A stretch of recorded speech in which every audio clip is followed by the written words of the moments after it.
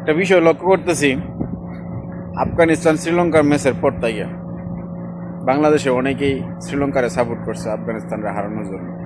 হারাইলে বাংলাদেশের একটি পয়েন্ট বাড়বো, তারা সুপার ফোরে যাওয়ার সম্ভাবনা বেড়ে যাবে। এই জন্য কি শ্রীলঙ্কা আফগানিস্তানটা হারাইছে? একদমই না বিষয়টা।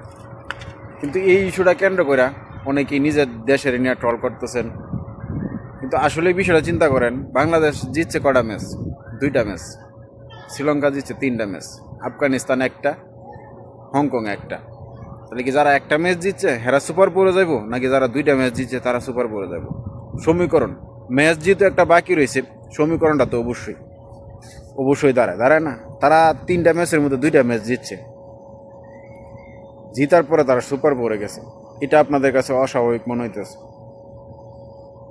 একটা কথা বলি, নিজের দেশের নিয়ে ট্রল করার আগে একটা বিষয় মাথায় রাখবেন, বাইরের দেশে আপনার দেশের ভাবমূর্তি কতটুকু নষ্ট হইতেছে,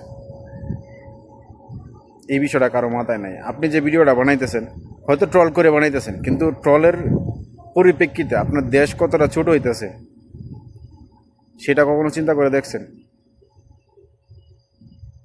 যাই করেন নিজের দেশের সম্মান আগে, তারপরে হচ্ছে আপনি আপনার সম্মান, মানে আপনার দেশের সম্মান। দেশের সম্মান মানে আপনার সম্মান। এই চিন্তাটা যদি আপনার মাথায় রাখেন, তাহলে আপনার দেশকে নিয়ে এই ধরনের কুরুচিপূর্ণ মন্তব্য আপনি করতে পারবেন না। দেশ সবসময় টাইনে টুইনে সুপার পরে যায়, এটা কোন ধরনের কথা ভাই? আপনার দেশ সুপার পরে, ক্রিকেটে বাংলাদেশের অবদান অনেক কিছু। বাংলাদেশ দল যেভাবে ক্রিকেট খেলতেছে, বিশ্বকাপ খেলতেছে, চ্যাম্পিয়ন ট্রফি খেলতেছে, কোন লিগে বাংলাদেশ নাই? খেলতেছে সব সব লিগে বাংলাদেশ খেলতেছে। এরপর আপনাদের শুক্রিয়া আদার নাই, টাইনে টুইনে সুপার পরে যাইতেছে। কেন টাইনে টুইনে সুপার পরে যাবে? 2 ম্যাচ জিতছে শ্রীলঙ্কা, 3 ম্যাচ জিতছে, তারাই তো সুপার পরে যাওয়ার সম্ভাবনা। তাহলে কি আফগানিস্তান সুপার পরে যাবে? মেন্টালিটি ঠিক করেন।